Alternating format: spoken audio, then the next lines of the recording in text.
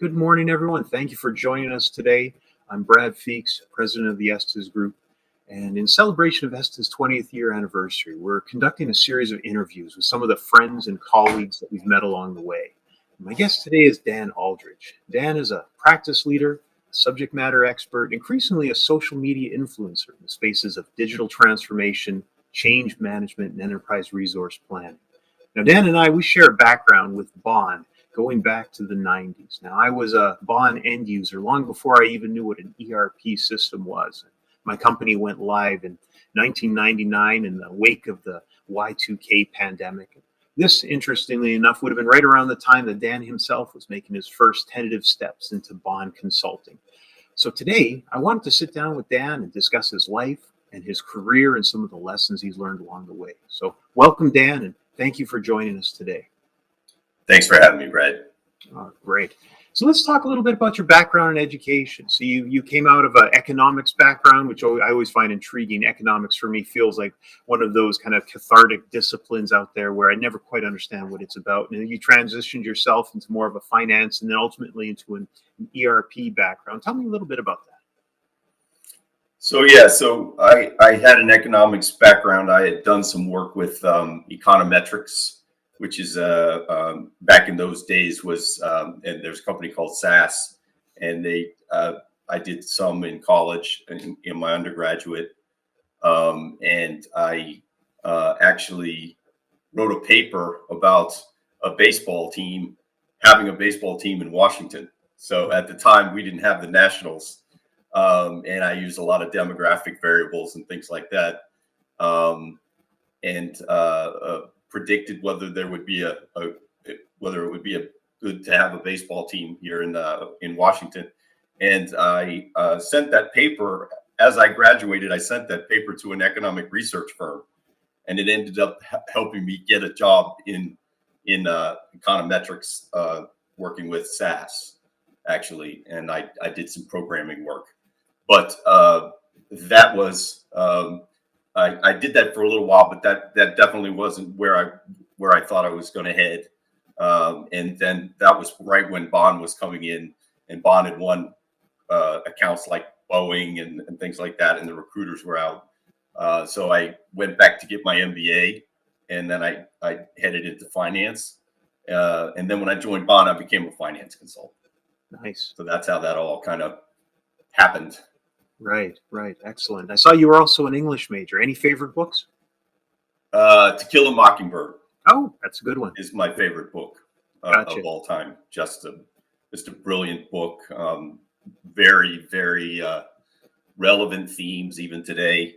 And I like the whole Harper Lee story and how she was an introvert and traveled in some circles with other authors, but never wrote. Well, she wrote one other book, but it wasn't near as good. Sure. So I like the whole story around it, but it's a brilliant book. Yeah, kind of like Ken Kesey, one of those one-hit book wonders. Yes. Yeah, I'm fond of Moby Dick myself. It's a big book, so I start it in January, and right around December, I'm done. Then I can start all over again. Yeah, that's a big one. That's a War and Peace, almost. Yes. So this is great. You talked a little bit about how you found Bond. Basically, they found you. What ultimately led to your decision to become an independent Bond consultant? That was a lot of things. Bond was kind of had a financial scandal sort of towards the end of the 90s, right around 99 time frame. Jan Bond, the founder, stepped down from management. They had gone on NASDAQ. They got really big. They grew way too fast. Expenses caught up with them. A lot of financial difficulties. And essentially they were looking kind of shaky. And I got a call from a friend of mine who was with another group of Bond consultants, about 7 or 8 of them, actually, some of them from like Grand Rapids, Michigan, where the help center was and everything. And they said, Dan, we have this project called Flowserve, which is out in California. So you got to come out here and live at the beach. Bring Liz. I was just newly married and everything. And And they said, well, it's more or less double your salary. So I was like, okay, sounds good so far. So be doing exactly the same work, but just for one company who paid me directly. They gave me an expense account. It was like, I call it the rock star life. Mm. When you get that kind of a bump in your salary, like double your salary, and they get a deal too, right? Because they're paying $225 an hour for you to get you from bond, and then you're making, I don't know, whatever, low 100s, which is a double. Then they give you an expense account on top of that. I lived at the beach, right in Redondo Beach. I don't know if you've ever been out there, but there's an apartment complex right on the water with a swimming pool that overlooks the ocean. It was unbelievable. Nice. So I spent about 3 years doing that. And that gave me the confidence essentially to go out on my own. But I didn't want to be just an independent. I wanted to work with a team. So I founded Performa Apps. Oh, excellent. So yeah, tell me a little bit about the founding of Performa Apps and how you built that company up. Sure. So in terms of consultants, it was all the people that I knew in my network. A lot of former bond guys, some guys who had been working with other consulting firms. And I just went after them. I also used independents as well. So I used kind of a mix so I could grow, scale pretty quickly. Landed a few big clients. We were working at Progress Rail, which is a division of Caterpillar, which is I think they're about $3 billion in revenue ish. A bunch of other ones. Carrier was in there, and so some really good clients. And I just basically built it through more or less word of mouth until I got to a certain point. And I said, well, I want to take it to the next level. So then I developed a website. We used HubSpot, which is, a really good platform to run a website on. Started working on a blog, started publishing blogs and things like that. And really grew the business pretty fast. I mean, we were never huge, but we had really good, the thing we had was really top-notch consultants with tons of experience. Nice. So from a marketing standpoint, blogging was your first means for filling the funnel?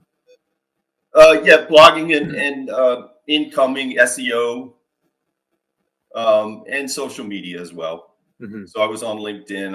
At the time I was on Twitter. Decided that wasn't really a very good platform, for business development. No. It's a way to get known. You get known, and I would get these awards like from Washington Frank, and they say top 5 Twitter influencers for ERP or whatever. And then my name would pop up, and I'd just laugh so hard because I hadn't been on Twitter for 2 years. Oh, funny. And then, and things would happen like that. But I zeroed in on LinkedIn. I really did. I started writing articles on LinkedIn way back in, say, about 2010-ish, because I myself was on the road a lot. So probably for more or less 7 or 8 years, I was on the road every week because that's what we did back in those days, right? Mm-hmm. Before COVID.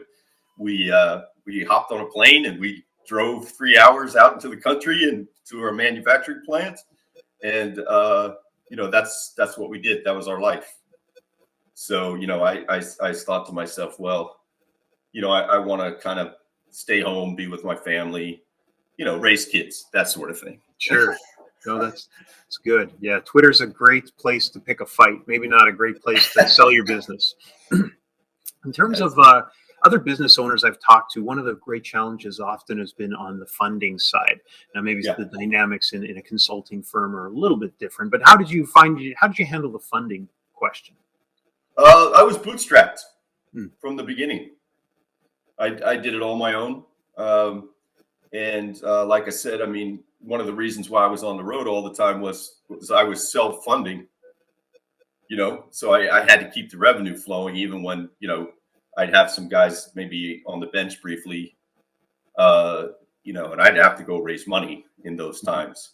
So nice. It's good in the sense that you don't have to worry about other investors and, pleasing them and having a board and all of that sort of thing, which is good. But the bad part of it is in an economic downturn, which happened like maybe 2011, 2012 ish. I had a big project coming with Daimler Benz, actually in Canada, actually in outside Toronto. They had a division of their transit buses, and I just come off doing a project at Bluebird, the school bus company. So we were going to take this transit bus. So I hired, I think it was, I want to say 5 people, 5 consultants for this particular project. And then, so I'm paying, they're on the payroll, and then, expensive guys. And then Daimler-Benz says, oh, wait a minute, we're going to get rid of the transit bus division. Ooh. Shut the plant down, tried to move people over to Buffalo, which nobody wanted to go because they're Canadians. So it was like, it's a disaster, right? Mm-hmm. So you know how it is, right? When you have a consulting firm, you get a team like that of these really, really super top-notch guys that you probably will never get again. You want to keep them together and see if you can't get more work for them. So I was like killing myself trying to find another project really quick for these guys. And meanwhile, the payroll is eating me. Right. So at that point, I said, okay, enough of the bootstrap stuff. I have to get an investor. So I got an investor in Australia, actually, who was a friend of mine, who was another Infor partner. Gotcha. I imagine that's that great challenge of in the business versus on the business, yes. Having to float the business through your own activities versus trying to use your time to move the business forward strategically. I think everybody I talk to feels those same kind of being drawn and quartered by those different demands. Yeah, and managing business, frankly, is not necessarily an entrepreneur's strength, right? So a lot of times you see an entrepreneur will struggle with managing the business, particularly as it grows. And they have to bring in not only investors, but they have to bring in also professional managers or somebody who's managed a consulting business before.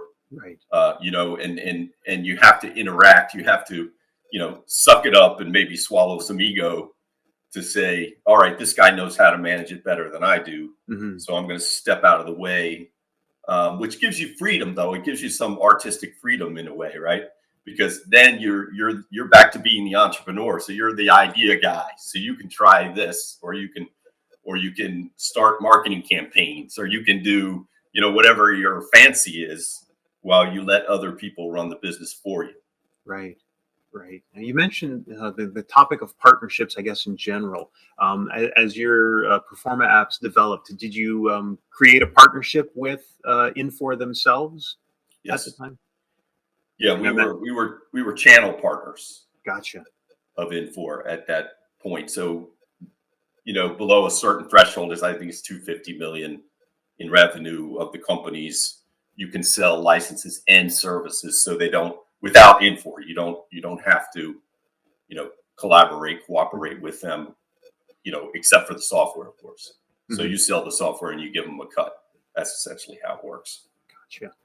Gotcha. So you sold both software and licenses. Tell me a little bit about some of the differences between selling software and then selling your services to people who've already bought the software. I tend to find that to be kind of two different worlds that people live in.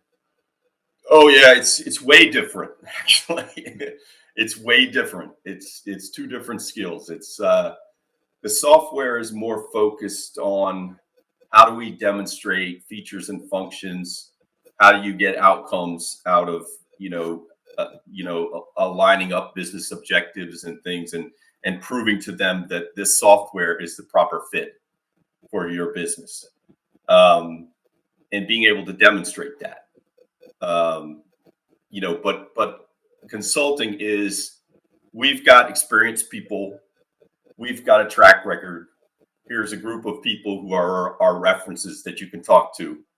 So, get on the phone and ask them, are we good or not?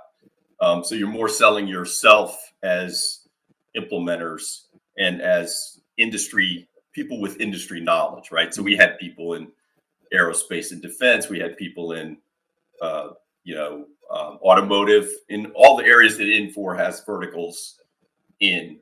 So we had industry experience in there. Gotcha. But yeah, selling software is a totally different animal. Mhm. And what I also found is selling software where there is not a lot of brand recognition. For example, you remember Bond came from the Netherlands, right? So brand recognition happened when they won a huge account, Boeing. So they could say, hey, yeah, we're a Dutch company, or hey, yeah, we're a German SAP, but we won this Boeing, which is an American company. We won Carrier. We won, all of these different ones in the U.S., right? Because then you have brand awareness, and you'll see. Recently, I've been doing a number of posts, and it's been really interesting. Like I did a post about Bond, and I posted the Bond logo, and that post on LinkedIn has over 50,000 views. Oh, wow. Yeah. So there's a lot of brand recognition, and the man himself, Jan Bond, I've had the honor and the opportunity to reconnect with Jan after all these years, and he wrote an autobiography and everything like that. So I've been kind of touting Bond because that's sort of it has a very big brand, even though it's 20 plus years since they went out of business, as you know. But telling that story as it comes into Infor, because Bond, what used to be Bond, is now a version of ERP inside of Infor called CloudSuite. Right. Telling that story has been something that's been really rewarding, and it's also helping to build, I believe, brand awareness for Infor. Right, because Infor is not top of mind necessarily. It's big. It's part of the top four. They call it the Panorama Consulting calls it the clash of the ERP titans, which is actually Eric's original idea when he was there. But so they're in the top four. And if you look at Gartner and IDC and all these, and I post these things, right, to say they're kind of peers of SAP and Microsoft and Oracle. But when I say Infor, I say, if they kind of shake their heads, I don't know what Infor is, and I say, well, they're an American competitor of SAP, right? So, and that's what I used to do sometimes with Bond, because they say Bond, B-O-N-D, Bond, no, B-A-A-N, and it's a competitor. It's the Dutch SAP. Oh, you're in the adhesive business, Bond. Yeah, exactly, Bond. Yeah. I've played the "We're like SAP" slogan for most of my career. Has been the same thing. You're in a lower TERP system, so you're always like, we do something like them, but then of course we do it better. But that seems to be an interesting challenge. I always thought it was funny in the ERP space, because customers come, they have this set of business requirements. And we always used to laugh that the salespeople selling the software always say yes, yes, yes, and then you bring in the consultants, and they always say no, no, no, no, no. You always find yourself on the wrong end of the stick. You're always the guy bringing the bad news and saying, "Well, I know the salesperson said this, but it's really that," and then you get all those sour looks from your customers. There you go. Not exactly. You're always the guy driving the hearse. Not exactly. Yeah, but on that vein, if I'll follow up a little bit on that, because it goes into the next phase of my career, which is priority software, which I guess you would say is the Israeli SAP. Okay. So they're from Israel, but I had the same sorts of issues with brand recognition, and it's just very tough. It's a very tough slog. They bought my company. They bought Performa Apps in 2016, and I was with them for almost 6 years, I guess. And my charge was to build the business here in North America, so build priority brand. And I think we did a pretty good job. We had a couple hundred customers, some big sales and things like that. But it's really tough slog. And you also, in terms of marketing and things, if you have marketing from another country, let's say, and how it plays in the U.S. market is different, right? And how you do marketing campaigns, and inbound marketing, social media, all of these things are different in the US. So it was challenging. And then I moved from different positions because, being acquired, I had an earnout, and then, and I hung around for a while, tried different positions, tried to build a pre-sales organization and all those things. And I learned a few things. And that was one of the main things I learned is it's difficult to build a brand. And you have to be open to, if you have some product holes, in the product, particularly for the US market, for instance, payroll, things like this, you have to be open to fixing that for the US market. You have to be, I think, open to ideas about how to market and how to sell in the US market, which sometimes was the case, sometimes maybe not so much. Mm-hmm. It's just difficult. It's difficult. Right. I mean, the ERP market is 200, probably 200 companies can do virtually the same thing, right? So you have to distinguish yourself in some way. Mm-hmm. And I see that they've moved into the Gartner Magic Quadrant recently. Nice. So that's a big win. And mm-hmm. I think they've been interviewing with Eric on a couple things I saw. So they're making some moves. But I'm back to the Infor world and Infor bond world that I belong in. Sure. So you mentioned the concept of selling when you know that you have some liabilities.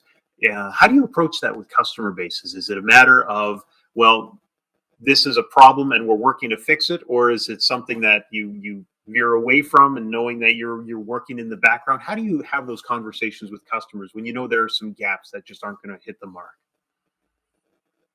Yeah, you mean maybe in the core product, because there's ways to build out the the ecosystem or the things that with very strong offerings all under one umbrella. So to like a CRM module to accommodate people where the CRM within the cloud suite is, I'm just taking an example of what I know, right? Isn't quite fleshed out to compete with like a Salesforce or so, right? Or you can integrate with a Salesforce and say, well, our CRM is not as good as Salesforce, but if you have Salesforce, we can integrate with it through the operating service, right? So that's you kind of compensate with that, but there's probably a little bit of avoidance. Maybe you don't want to talk about that. Mm-hmm.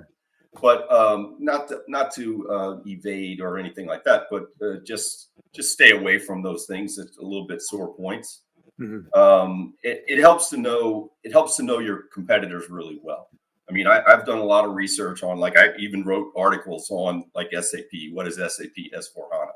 I'm not an expert in it, but I know a lot of people who are, and I consulted with them and I wrote an article.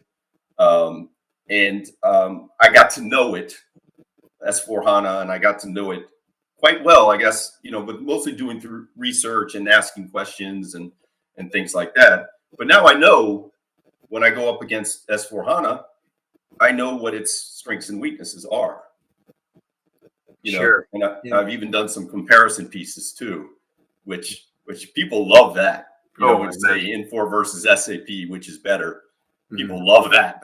That's one of my most popular articles. Right. So. And when I was working through grad school, I got to play around in SAP, and this was pre S/4HANA. So it was some of their earlier user interface styles, and it was still very, very German in its orientation. So navigating it through, I had been on Epicor by then, probably 7 or 8 years. And it was interesting because the mechanics of the user interface and its conceptualized, oh my goodness, this feels so much like I'm back in Bonn. So it was like I took a trip back to Europe and kind of switched to this more Germanic mindset of how you navigate, because I'd been so used to Epicor being in America based and very Microsoft centric. So it used a lot of Microsoft paradigms and such. So there was a definite little difference in basic architecture of how they view the world. that differed from one and the other. And it's interesting you mentioned how Marino had different, not Marino, how sorry, I'm forgetting. Your company out of Israel had a different priority. How Priority had different marketing techniques. Now, I had worked with an Israeli firm that was looking to integrate Epicor to one of their third-party solutions. And we didn't get too far. The project got canceled. But in conversation with them, I realized very quickly how different a world it was when one of our meetings had to be canceled on the fly because our interlocutor in Israel had to run down into their bomb shelter because the sirens went off. And I said, "Oh God, my God, this is a different world than the one that I live in, and just it's just an entirely different lifestyle that I cannot fathom, except as a television viewer." But you mentioned from a marketing standpoint that there were some distinctive differences. Could you dig into that a little bit more? That's interesting to understand how some of those cross-cultural differences might manifest themselves.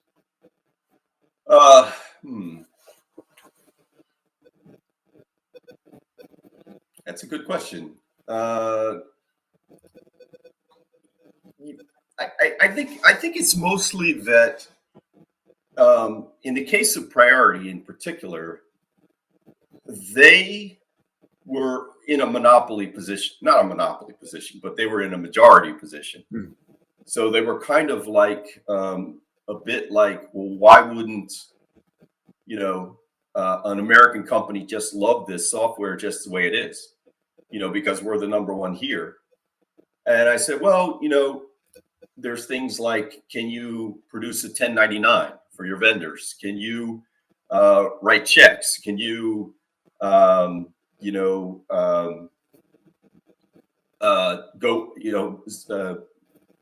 GAAP? Are you compliant with GAAP? Are you, things like this? A lot of U.S. Specific sorts of things. Do you have payroll? How about ADP? Do you work with ADP? I mean, almost everybody else works with ADP over here. What's ADP? We have payroll inside of Priority. I'm like, well, not U.S. compliant payroll inside of Priority, right? So there was things like that, functionality things, and trying to market over here, that the product wasn't, fleshed out enough for the U.S. market, right? So it couldn't compete head to head, and they did, they did their part to try to fill a lot of those gaps. But when they did acquisitions, it was like retail. They had retail that was hooked up to Priority, which is a great idea. But you come over here and you have established players in retail. So they couldn't just go and market here the same way they did in Israel, because Priority doesn't have a dominant position here, right? So you bring a retail solution and you go against a retail solution. I think Infor has a solution, but there's a variety of other ones, Microsoft, and all have retail solutions. Mm-hmm. When you're going against that and you have no brand recognition, then you can't just walk in there and say, here's a great retail solution that is the dominant player in Israel. Right. Ran head first. I think that's mostly what it is. Yeah, it's mostly that. And I think for whatever reason, they don't put much video. They don't use video much over there. And I was trying to get them to work on a YouTube channel and things like that. And I think the thing is, they really don't need the website, to be honest, because people just call them, say, hey, I want an ERP. I heard Priority is the number one. Okay, great. Fine. We'll just go over there, right? So what do you need a website for that? Right. In a way, right? So they're not that focused on it. And I'm like, no, that's not the way it is in US. You've got to show demo videos, for instance. You need a YouTube channel to show your demo videos, and so people can research you before they come to you. And you can't just buy leads, things like that, which is what we were doing in the beginning, because what do, right? You're starting something brand new, you buy leads. But as I said, we want to get some inbound traffic, and I know you guys don't need it that badly. It can look good, but if it doesn't have demo videos, people can't do research, and they can't bring you in on a long list or a short list, right? Wow, that's an intriguing subject of being a major player in a small market and having to pivot into a place where you have to earn the business that much harder. Now, being a longtime Epicor guy, the idea of having to earn your business against the bigger players is kind of inbred, right? You know that right away. That's in your DNA. So I can imagine that shift from being a big fish in a small pond to jumping into the ocean is a very different world. Now, in terms of your own transition, you talked about you're at a place with your existing company where you wanted to settle down, start a family, and so you started looking for a business. What was the process like of finding a suitable company for which to sell into? What did that process look like for you? So actually, it came about through my Australian investors on Performa Apps. I had gone to them some years back, somewhere kind of maybe 2014-ish. And I told them I didn't want to just have Infor. We were doing very well with Infor. And we had some huge accounts and things like that. But I wanted to pick up Microsoft. I wanted to pick up Dynamics 365, F&O, or finance and operations at that time. And they said, well, no, no, I think they were content to kind of cruise along, and it was because the cash flow was good and profitability was good, everything was good. I just wasn't happy having just all eggs in one basket kind of thing, right? Mm-hmm. So I approached them and they said no, and I said, well, I think we need to shop for a change, to look for a company to acquire us. And it just so happened that one of them had a friend over in Israel who was working with an M&A firm, advisory firm, and they were looking to bring Priority into the U.S. and they were looking for a U.S.-based company that had some good experience in ERP. Yes, we were primarily a consulting firm, but they thought that would be a good fit. So they interviewed me. I pitched, and I brought some of my executives and pitched, and we got the deal done. Nice. So that's how it happened. Nice. It's funny because in the ERP space, we frequently find ourselves as kind of the mop-up crew. The acquisitions happen, and then they bring folks like us in to integrate the business at a systems level. At least there, of course, in terms of personnel and marketing and go-to-market strategies, all that stuff kind of outside. But we end up being the people kind of in the trenches to say, no, you can't use that anymore. You got to do it this way because Mothership now does it this way. So it's interesting to find yourself kind of on the inside of that bubble.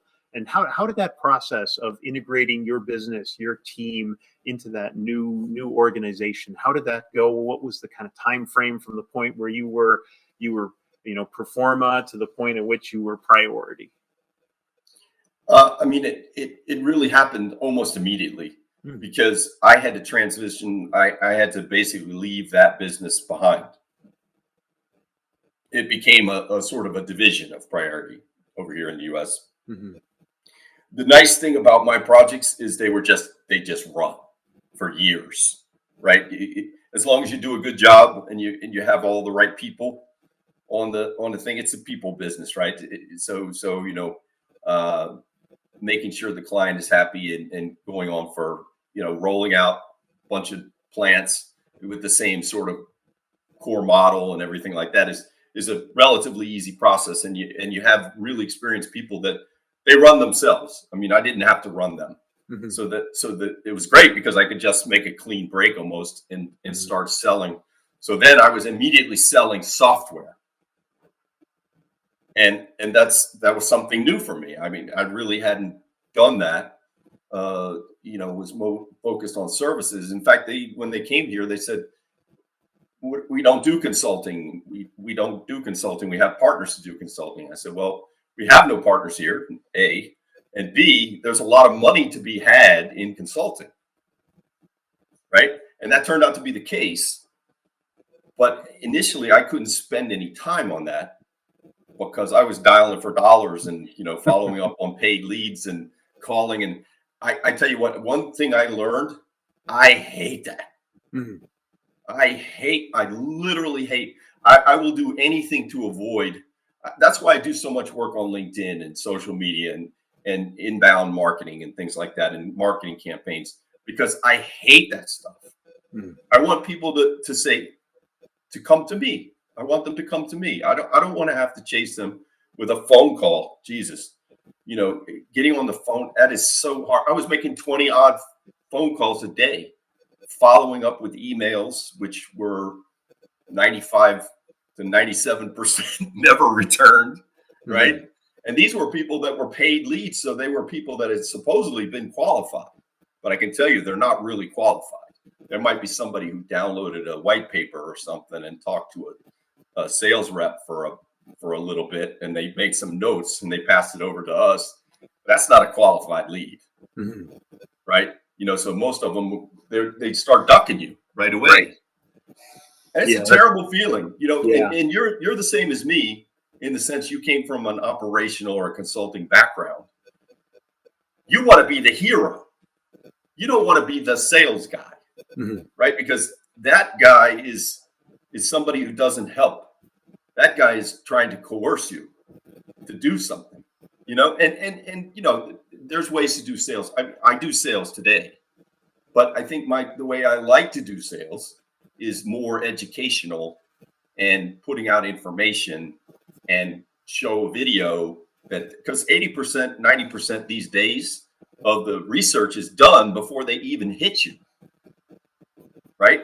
So you have to give them the information they need to research you, make the comparisons, whatever you need to do, tell your story, right? Telling the story of Bond is amazing. It's an amazing story. That's why, otherwise, it's just a company, right? It's just another ERP software vendor, of which there's 200. But this particular one has a story. You know what I mean? And I'm trying to tell the story and attract people that way, and attract, I think conversation is the most important thing.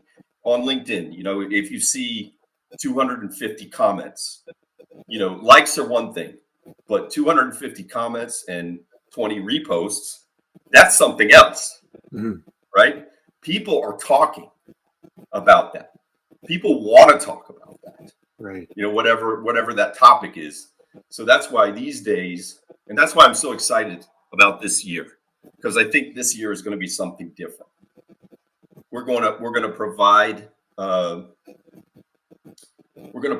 some education and really do so, and make partnerships and things to really grow the business, and create something exciting, because they're all everybody's scared to death, right? Of what going to the cloud, for instance, digital transformation. They're scared. They're like, how do we start? Oh my God. I know we got to do this. I know we got to use artificial intelligence. What does that mean? How are we going to use it? What vendor do we go with? Things like that. These questions they scare people, right? So you want to, I think I'm kind of trying to turn over a new leaf in the sense that, yes, I will be known for a particular ERP vendor, right? But I will be very open to people that know a lot about the whole picture and how do we put together the whole picture, and making partnerships with those people, like SAP consultants. A lot of SAP consultants have reached out to me recently. I wrote that article, and made some friends in the SAP world, and they're facing big issues with their customers, and I want to help them please their customers. Take vendor in a way, take vendor out of it, and say, let's focus on how do we speed up, make higher quality implementations and digital transformations in a shorter period of time to please customers. Whatever the mix is, because they're going to have any company of any size. Caterpillar is a great example. Caterpillar is SAP at corporate, which many of them are, right? All the Fortune 500, maybe quite a lot of them. And then you have Infor Cloud Suite or Infor previous versions at various divisions of Caterpillar. Not all. Some are going to go SAP. Some might go Microsoft or whatever. So take vendor out of it for a moment and say, this is the strategy to bring things to cloud, right? Irrespective of vendor, and here's how we do a digital transformation and make your business run better. Nice. It seems a lot that the concept of narratives, going back to your English degree, I see with the most successful sales activities I've had, quite often the customer forgets the technical details, but they remember the narrative in which they were wrapped in. And I think that probably is where you're heading here, is whether it's digital transformation, AI, or an ERP, it's about what is that super overwhelming narrative that kind of encapsulates what you're doing, how you're going to get from here to there. I don't want to say hero's journey because that term is so badly overused, but it's kind of like the hero's journey. So they accept the customer is that wayward knight who's trying to get, to slay the dragon and get over the mountain, and trying to find them a path through that. Regardless sometimes of the weapons or the tools that are used in the process. That seems like an intriguing place to be fitting your customer base. I can see definitely how that is a lot more enjoyable than outbound lead-based marketing. I feel gosh. Oh my gosh. It's night and day.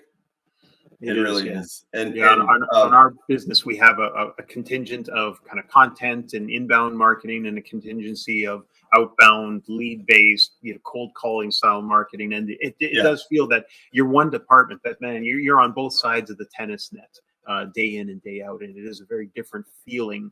And trying to get people to that point where they're interested in you and want to have those meaningful conversations. Once you've got them to that point, it's so much more enjoyable. I think that makes a lot of sense for you. And is it true then that in your time there, as you were kind of working with priority shifting jobs, you were kind of learning different angles of the sales and marketing process? It feels like that for you seemed like this intriguing time to be able to play a bunch of different roles, wear a lot of different hats, and sort of play and the sales engineering element of marketing, I think, is one thing that seems to be with social media converging, that sales engineering quite often was a strategy for closing deals, but now it's much more a strategy for bringing people to the table to have conversations. It seems that the world there has kind of shifted.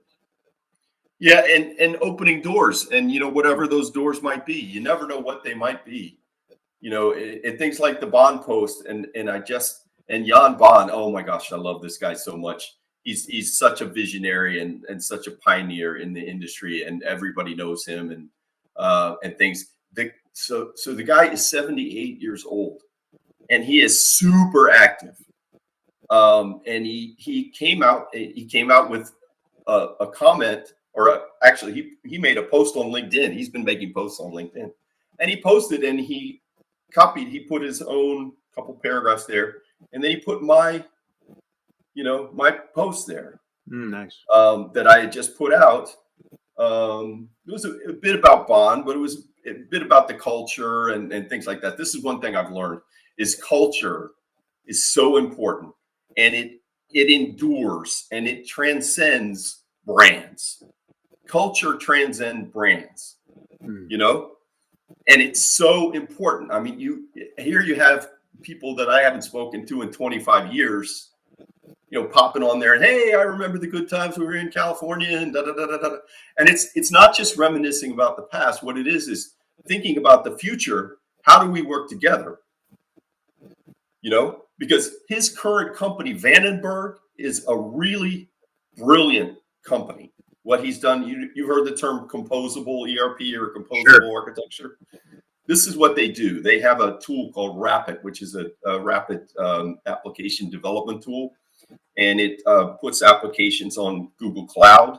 And the beauty of it is you can take an on-premise ERP and you can make these composable apps that sit up in Google Cloud and replace customized sessions, which is an unbelievable prospect, because it allows you to clean up the core of that, system. Let's say SAP ECC 6 or something like that, right? Tons of customizations, been there for 15 years. Bond 4, been there for years, tons of customizations. So take those customizations out, create these composable apps modern, very modern with dashboards and, gauges and all kinds of, good stuff. Very, very nice UX. And then take the core. Ultimately, you don't have to do it for several years. Take the core and bring it up to the cloud, the latest cloud version. So bring it up to S/4HANA in that case, ECC 6. And it works for any. This is the power, because remember I was talking about Caterpillar and how they have multiple ERPs. This is very typical. They have many, many ERPs. They grew by acquisition. They got a different one here, a different version. So just let it sit there for a bit. Have a long-term plan to bring it up. But in the meantime, use this Rapid tool to create these applications and modernize it so they can have it now. Users can have modern applications now. It's a really, really super powerful concept for digital transformation as well, right? Because that's what you're doing in the context of a digital transformation. You're modernizing your ERP. And any kind of applications, really. They can build it on other applications as well. But it's focused on ERP. But it allows you to keep your on-premise. So, right, I can keep my on-premise for a few years, right? Because I may be very happy with how it's running. Sure. But it's very customized, and it's not allowing me to keep up with business trends and differentiate myself as I grow and things like that. So it's holding you back. And I'm not obviously not against cloud ERP, because that's what I sell, right? But this is a great interim way to handle it. And it's actually, when you think about it, it's a permanent thing, because once you get those applications there, they don't go away, and they replace things that are down here that are clunky, right? Enter a purchase order here in your new app. Have that purchase order through an API come down and put the same data into your on-premise, match it, receive it, match it, approve it, put the purchase invoice in, so on, right? Nice. So it continues on in the on-premise, right? But you have that enter purchase order application up here, which is modern, and I can do it on my cell phone because it's responsive theme, right? I can do it on my cell phone too.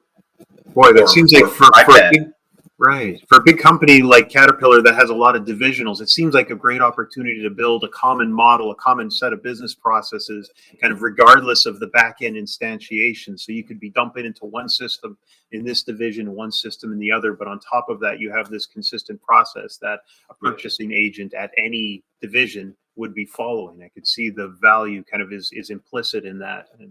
It's amazing. It's amazing. And I put it into those. So I don't know if you remember my little post that I did, my super long, horribly complex post that I did about called top 10 keys to digital transformation success. In that one, I have a composable ERP section to it. And I linked to their Rapid tool in there. So that's going to become 10 posts ultimately. I'll chunk it up into 10 posts and put it maybe on my solutions review site or Insight Jam. I think I'm going to come up with my own coinage. I'm going to call it compostable ERP. You can grow a new ERP over on the husk, the dead husk of your old one. I think you can just take it and this crumbling ERP and go put it out in your garden and grow something new, grow some nice plants. Yes. Banana peels and chicken scraps. Yeah. Oh, funny. Good stuff. Good stuff. So tell me a little bit about your life now at Merino. What's new? What's happening over there? Yeah, so I'm building the North American group for Merino. Merino has been traditionally more of a European focused, biggest Infor Alliance partner in Europe.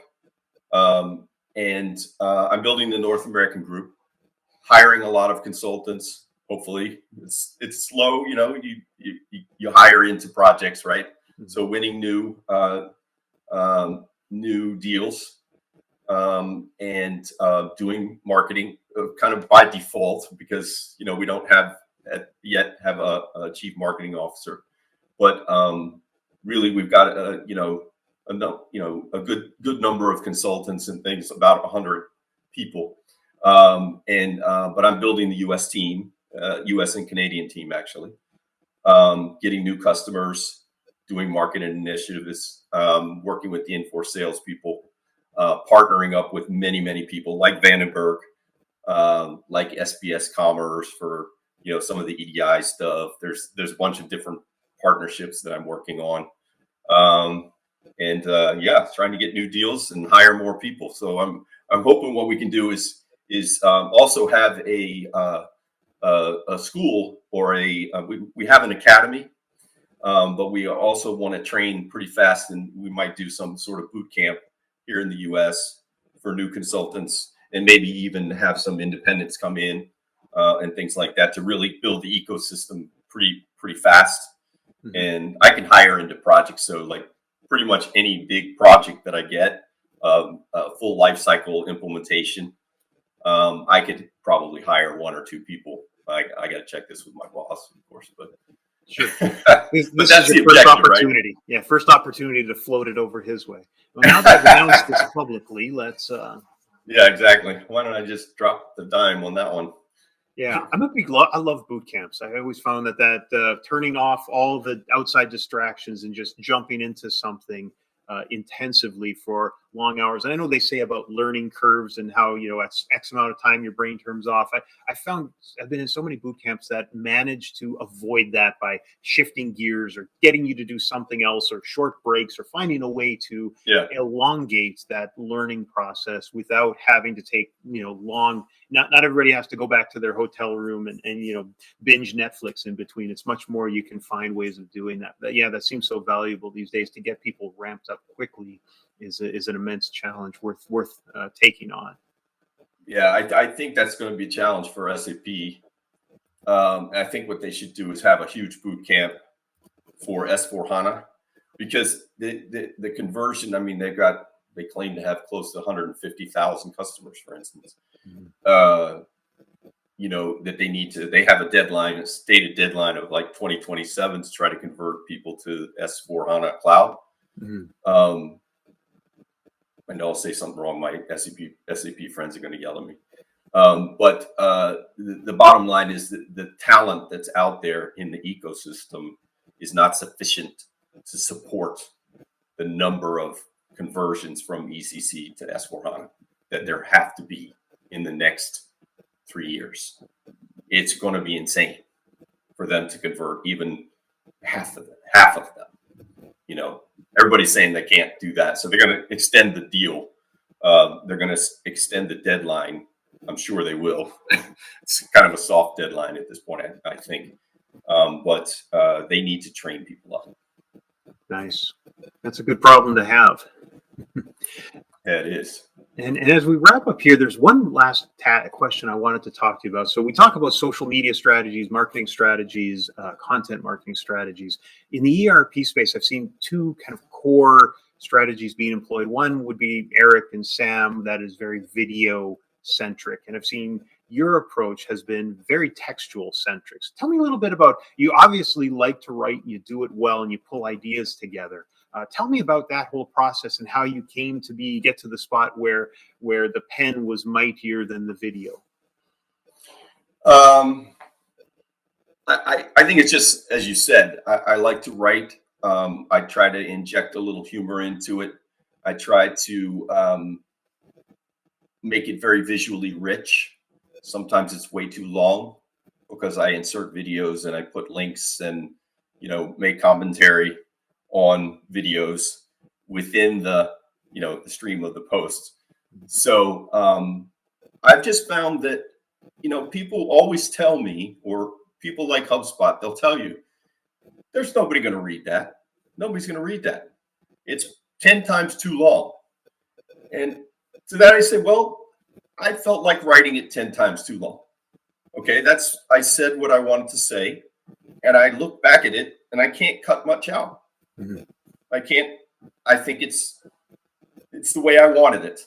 So I think it's stuff that I want to make it so it's engaging. I want to make it so that it spurs conversations.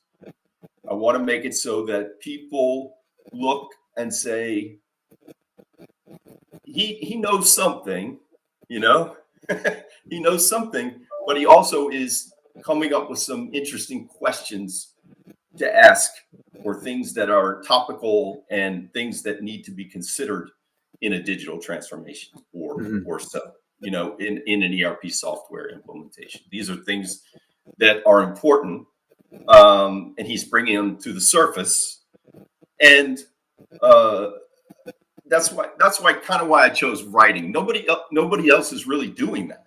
When you see the blogs, but you see, like, an Eric will publish a blog, and then he'll do a video, and he embeds the video in the blog. But I don't think anybody's reading the blogs, or maybe people are reading the blogs that I don't know, but I think they're mostly just listening to the videos, which is fine. That's another approach. I have both in my writing,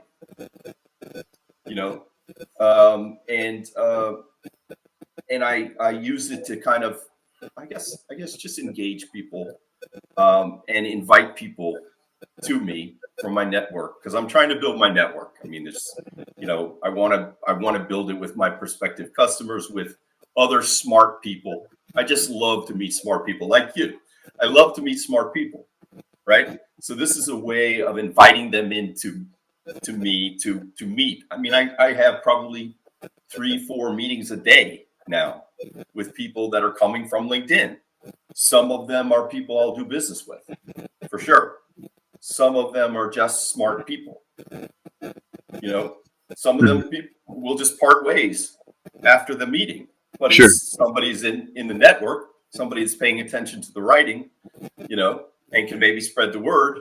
It will leave it at that. Right. A lot of times, I also feel very like Jan.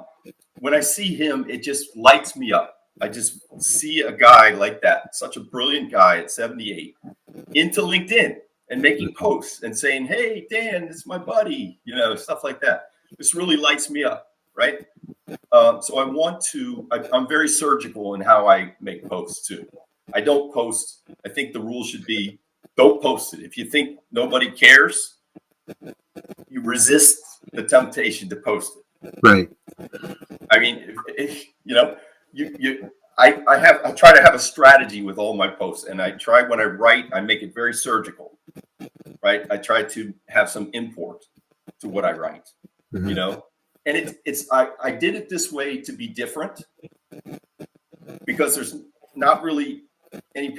I read these blogs, it's like they're, I don't know how many words they are, but they just don't really say anything, Right. It's just, I don't even, I look at how long it is. Sometimes I even look at how long it is.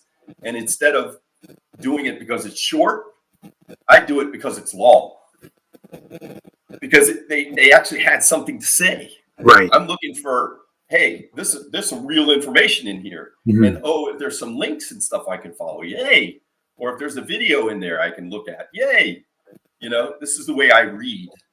And I suspect, because of the thousands of people that are reacting to the stuff that I put out these days, I suspect there are other people like me, right, out there in the world.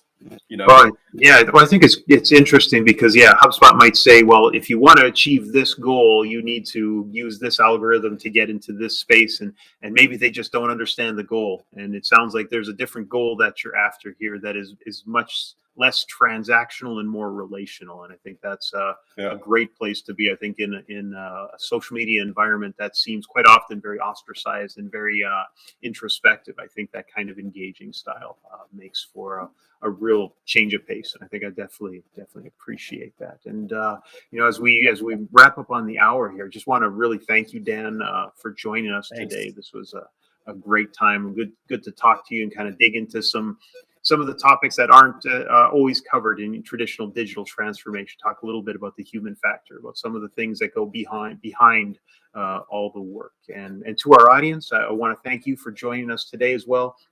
I'll note a version of this recording will be uploaded in due course to our YouTube channel. We'll clean it up and get all the ums and all the misstatements out. And we'll hope to conduct more of these over the months and weeks to come here with business leaders in the community, and love to do that. So with that, I hope you all have a very great day and a great weekend to follow. And thank you again, Dan, for everything. Thank you. Bye, guys. Take care.